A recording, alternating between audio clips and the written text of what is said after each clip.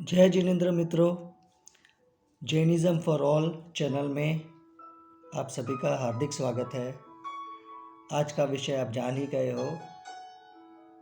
आज हम भगवान अरिहंत श्री ऋषभदेव स्वामी की कथा के बारे में जानेंगे। यह मेरा प्रयास ही रहेगा। तो ऋषभदेव स्वामी ये वर्तमान 24 के प्रथम तीर्थंकर रहे हैं। तीसरे आर्य में के अंत में उनका जन्म हुआ है।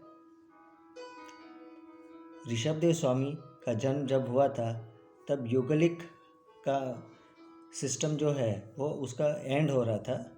तो उस समय क्या था कि जब युगलिक सिस्टम जो है वो उसमें क्या है कि कल्प वृक्ष सब प्रकार का अन्न देते हैं और सभी प्रकार की सुविधा देते हैं।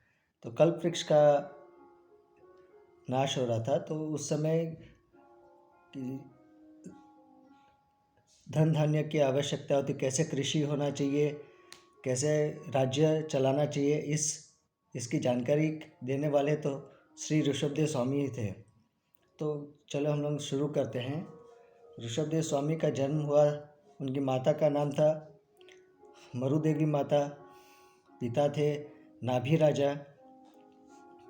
माता के गर्भ में आए तब माता ने स्वप्न देखे। तो स्वप्न का फल जो था, स्वप्न पाठक ने यह बताया कि एक श्रेष्ठ पुत्र का जन्म होने वाला है। तो माता को बहुत ही प्रसन्नता हुई। तो ऋषभदेव नाम कैसे पड़ा उसके बारे में हम लोग जानते हैं। तो ऋषभदेव स्वामी का जो चिन्ह है ऋषभ है। ऋषभ मीन्स बुल, जिसे हम बुल कहते हैं। ऋषभदेव स्वामी का जो लांछन है वो भी ऋषभ है। तो यह बात है, हमें जानकारी होनी चाहिए। ऋषभदेव स्वामी जो थे उनका जैनिज़्म में बहुत तीर्थंकर हुए हैं, 24 तीर्थंकर हुए। बट ऋषभदेव स्वामी का जो है बहुत ही उनका जो है अनुदान का बहुत सबसे ज़्यादा हुआ है। क्यों? इसलिए क्योंकि जो 24 तीर्थंकर हुए हैं तो उनका शासन, जो टोटल शासन जो है 1 करोड़ी सागरोपम का होता है टोटल, तो उसमें 50% ऋषभदेव स्वामी का होता है। तो 50 लाख सागर, इतने बड़े 50 लाख करोड़ सागर, इतना उनका शासन रहा। तो यह बात बहुत ही गजब की बात है। तो बाकी सबका 50% और इनका 50%, ऐसा बात हो रहा है। तो उनका बात यह है कि ऋषभदेव स्वामी के बारे में हम लोग जानते हैं एक बात कि उन्होंने जो पाडना के बारे में जो विषय है वो एक स्टोरी जानने वाली बात है। तो वो हम लोग भी डिस्कस करेंगे। तो ऋषभदेव स्वामी का जो हुआ था, उनको भी वो जैसे संसार में थे तो मैरिज हुआ है। तो उनके 100 पुत्र, 1 से 100 पुत्र हुए और 2 कन्याएं हुई। तो 102 टोटल 102 संतानें थी। तो भरत आदि हम लोग जानते हैं। भरत, बाहुबली हम लोग मुख्य रूप से जानते हैं किसके, तो भरत चक्रवर्ती जो हुए वो उनके पुत्र थे। बाहुबली उनके बेटे थे, सुंदरी उनकी बेटी थी और ब्राह्मी, और बाकी 98 सभी के सभी मोक्ष गए हैं, सभी के सभी। तो ऐसा बात है। तो और दूसरी बात यह है कि मोक्ष का द्वार हम लोग सुनते हैं बहुत बार। मोक्ष सबसे पहले मोक्ष जाने वाले कौन थे इस अवसर्पिणी काल में? तो उनकी माता थी मरुदेवी माता। ओके, आगे का बात हम लोग जानते हैं। तो ऋषभ उनको जब माता के गर्भ में प्रवेश करते हैं तब से ही उनको 5 में से 3 ज्ञान क्या प्राप्त होते हैं। 5 ज्ञान ये है: मति ज्ञान, श्रुत ज्ञान, अवधि ज्ञान, मन पर्याय।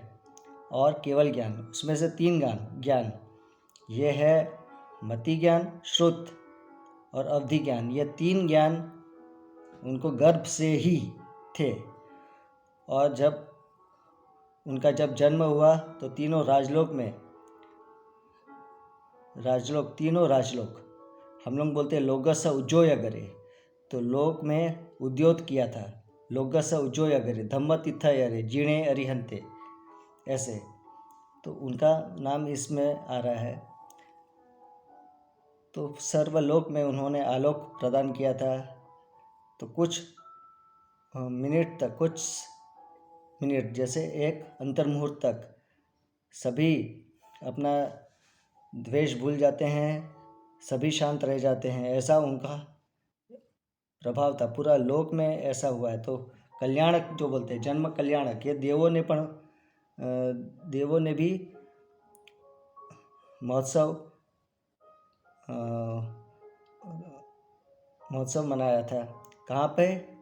तो मेरू पर्वत के शिखर में, 1,00,000 योजन का जो मेरू पर्वत है। अब मैंने आपको बताया था, एक मेरा चैनल है, ये मैंने पहले ही बताया है कि मेरू पर्वत के बारे में, और उसमें मैंने ये भी बताया था कि मेरू पर्वत बहुत बार ये वर्ड यूज़ होने वाला है। तो मेरू पर्वत के बारे में आप प्रीवियस चैनल देख लीजिएगा। तो मेरू पर्वत के शिखर में सभी तीर्थंकरों का जन्म महोत्सव 64 इंद्रों द्वारा मनाया जाता है। तो ऋषभदेव स्वामी का भी उसी प्रकार मनाया गया था। अब हम लोग आगे की बात करते हैं।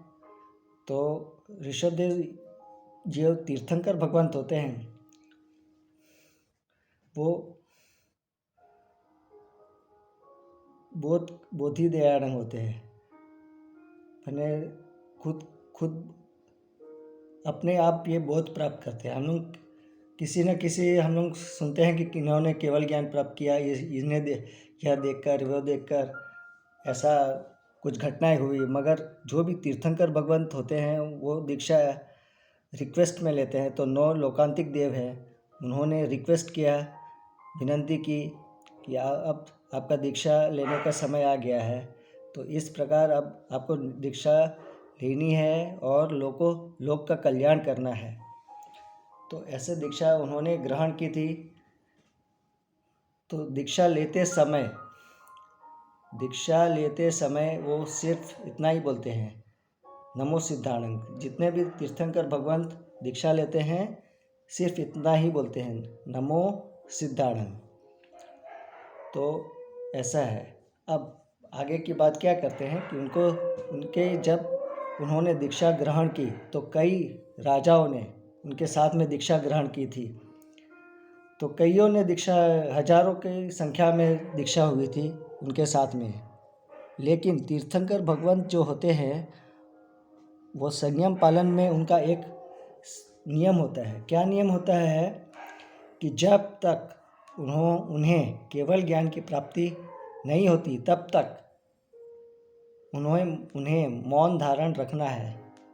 तो ऐसा उनका नियम है। अब क्या हुआ कि ऋषभदेव भगवान ने जब दीक्षा ली तो सभी राजाओं ने दीक्षा ली।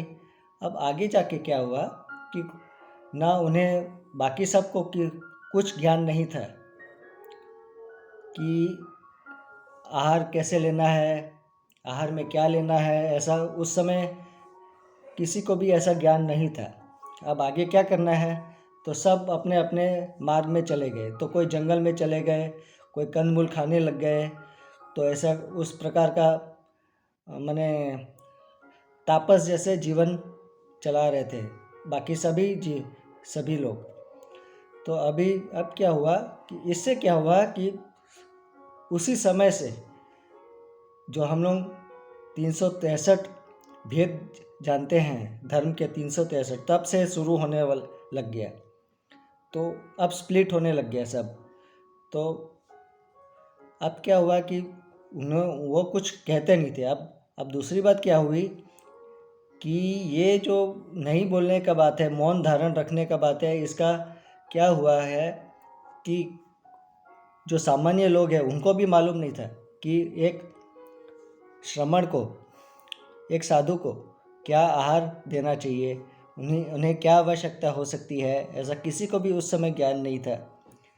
तो अब क्या है कि क्या देने, कोई आभूषण देने लग गए, कोई वस्त्र देने लग गए, कोई कुछ देने लग गए, तो ऐसे हो रहा था। तो और एक बात मैंने बताना भूल गया कि जब तीर्थंकर भगवंत दीक्षा लेते हैं तो उन्हें 3 ज्ञान तो होता ही है, तब उन्हें चौथा ज्ञान मन पर्याय ज्ञान की प्राप्ति होती है। मन पर्याय ज्ञान क्या है वो लोग आगे में हम बात करेंगे।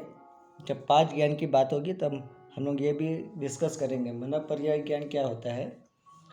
तो अब क्या है कि उन्हें 4 ज्ञान का तो ऐसा बात तो है। तो अब क्या हुआ कि आगे किसी को भी ये ज्ञान नहीं था कि उन्हें क्या आहार देना चाहिए, क्या क्या देना चाहिए। तो ऐसा कुछ साधु महाराज का क्या आवश्यकता हो सकती है। तो अब क्या हुआ कि इस बात में ऐसे ऐसे कई दिन चल गए। कितने दिन हो गए? 1 नहीं, 2 नहीं, 20 नहीं, 30 नहीं, 50, 100 नहीं, 400 दिन ऐसे व्यतीत होने लग गए।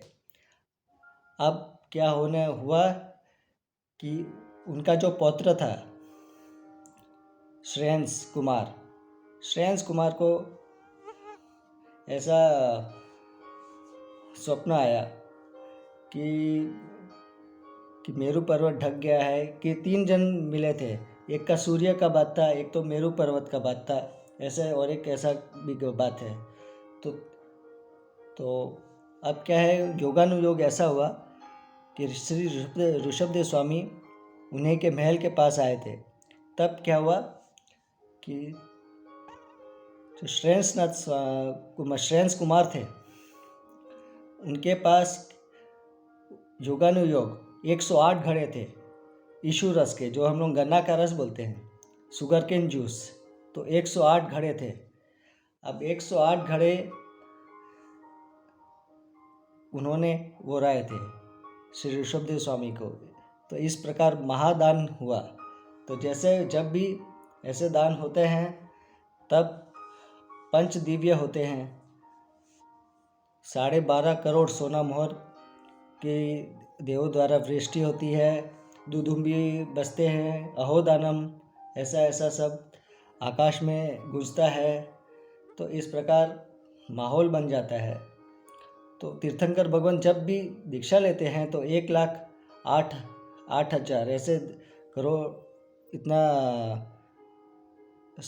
गोल्ड कॉइन्स दान करते हैं प्रत्येक दिन 1 साल तक, दीक्षा पूर्व। ऐसा भी बात है। तो ये कैसे घटना हुई, ये इसका भी बात है कि 400 दिन कैसे लग गए, 400 डेज ऐसे होता है।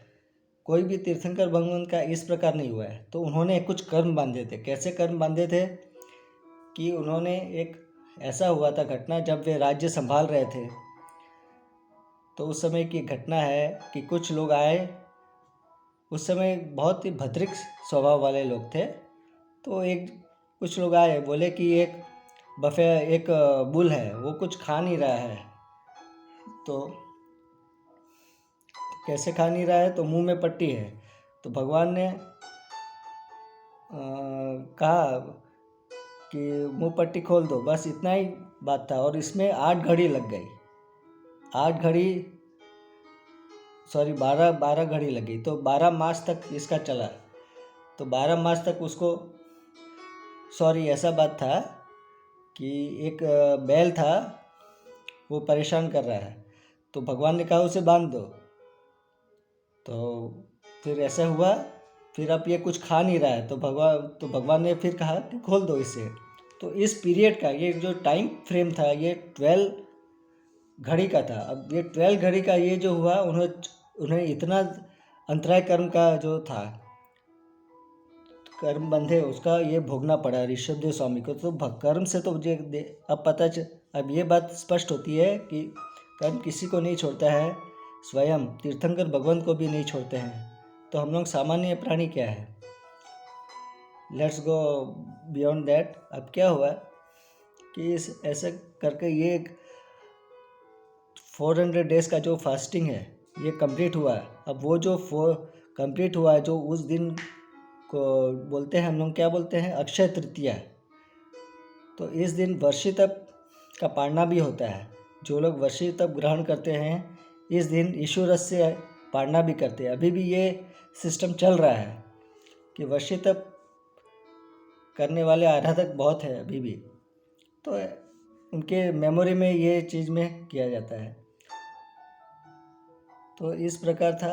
तो ऋषभदेव स्वामी का आयुष्य जो था उसके बारे में बात करते हैं। उनका आयुष्य जो था 84 लाख पूर्व। कितना? 84 लाख पूर्व। एक पूर्व कितना होता है? तो 84 लाख ईयर्स इंटू 84 लैक्स, जो मल्टीप्लाई करके जो अमाउंट आता है उसको 1 पूर्व कहते हैं। वैसा 84 लाख पूर्व उतना ज़बरदस्त आयुष्य था।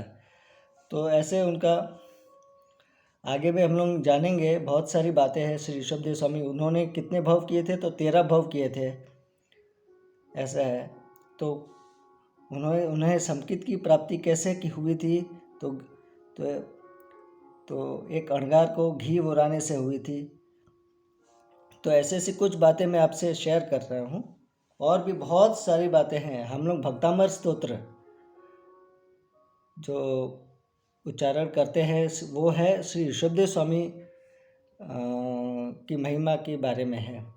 तो 48 श्लोक कहे गए हैं। श्री ऋषभदेव स्वामी का सिर्फ नाम स्मरण करने से हमारे कई विघ्न टल जाते हैं। इसका साइंटिफिक प्रूफ किया गया है। तो हम ऐसे महान आत्मा को आज भी याद करते हैं। तो क्योंकि ऐसे आदमी, ऐसे जो जीव है, ऐसे जीव का धरती पे उतरना, कई लोग पीढ़ी दर पीढ़ी मोक्ष जाते रहे। कितने राजा कितने दीक्षा लेते गए और मोक्ष प्राप्त करते गए। ऐसा कितना सालों तक चला, कितना असंख्य वर्षों तक ऐसा चला है। तो बहुत बड़ा कंट्रीब्यूशन है श्री ऋषभदेव स्वामी का। इस अवसर्पिणी काल में मोक्ष गए हैं, तरे हैं। और एक घटना हुई है इस श्री ऋषभदेव स्वामी के समय में कि 108 जीव उत्कृष्ट अवगाहना वाले मोक्ष गए हैं। तो नॉर्मली ऐसा होता नहीं है। ये अक्षरा भी हुआ है ऐसा कि हाईएस्ट हाइट जो है, इतने हाइट वाले 108 जीव, 500 धनुष्य के हाइट। तो उनका हाइट भी बात कर लेते हैं। 500 धनुष्य था उनका। That is too long. अब आज का डेट में जो हम लोग 200 तला बोलते हैं वो मान लीजिए, उतना तो हाइट था उनका। तो वो सभी का उस समय उतना हाइट होता रहता है। तो ऐसी बात है श्री ऋषभदेव स्वामी। और उनका बल के बारे में तो हम लोग बात नहीं करेंगे। इतने तीर्थंकर भगवंत के कितने अतिशय होते हैं, 34 अतिशय होते हैं, 35 प्रकार की सत्य वचन वाणी होती है और अनेक गुण होते हैं। केवल ज्ञान, केवल दर्शन की प्राप्ति जब होती है तो वो देशना देते हैं। गणधर या ये जो 4 तीर्थ की स्थापना होती है। तो ये सामान्य बात सभी तीर्थंकर के भगवंतों में लागू होती है। तो अंत में उन्होंने अष्टापद पर्वत में निर्वाण प्राप्त किया था और मोक्ष प्राप्त किए। तो हम ऐसे जो महावीर स्वामी है, जो वो उनके ग्रैंडसन हुए, भरत चक्र, उनके बेटे ऋषभदेव स्वामी के बेटे भरत चक्रवर्ती। और भरत चक्रवर्ती के जो सन थे वो मरीचि। जो महावीर स्वामी थे वो मरीचि थे उस समय।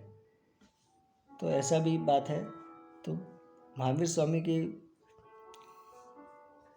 के जो है तब से कनेक्शन था महावीर स्वामी का। तो अब हम लोग आगे में भी डिस्कस करेंगे श्री ऋषभदेव स्वामी के बारे में। अभी तक इतना ही। 14 जिनाज्ञा विरुद्ध कुछ भी कहा तो मिच्छामि दुक्कडम। जय जिनेन्द्र।